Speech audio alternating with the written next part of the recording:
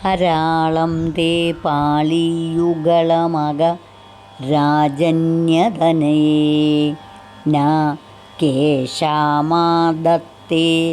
കുസുമശരകോദണ്ഡകുതുകം തിരശ്ചീനോ യത്ര ശ്രവണപദമുല്ലംഘ്യ വിലസൻ അപാംഗവ്യാസംഗോ ദിശദിശരസന്ധാനധിഷണാം. സൗന്ദര്യലഹരി ശ്ലോകം 58. ഹരി ഓം. പർവ്വതരാജപുത്രി, നിന്റെ വളഞ്ഞിരിക്കുന്ന ചെന്നിപ്രദേശങ്ങൾ കാമദേവൻ്റെ വില്ലാണ് എന്ന കൗതുകഭാവനയെ ആർക്കാണ് ഉണ്ടാക്കാത്തത്?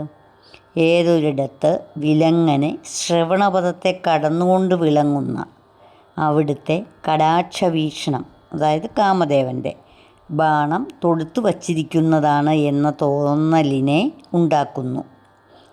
ദേവിയുടെ ചെന്നിപ്രദേശത്തിൻ്റെ മഹിമയാണ് ഈ ശ്ലോകത്തിൽ വെളിവാക്കുന്നത്. അവിടുത്തെ ചെന്നികൾ കാണുമ്പോൾ അത് മന്മഥൻ്റെ വില്ലാണെന്ന കൗതുകഭാവനയുണ്ടാകുന്നു. അതുകൊണ്ട് തന്നെ അവിടുത്തെ ആ നോട്ടത്തെ കാമദേവൻ്റെ ബാണമായും ഭാവന ചെയ്യുന്നു. ഹരി ഓം.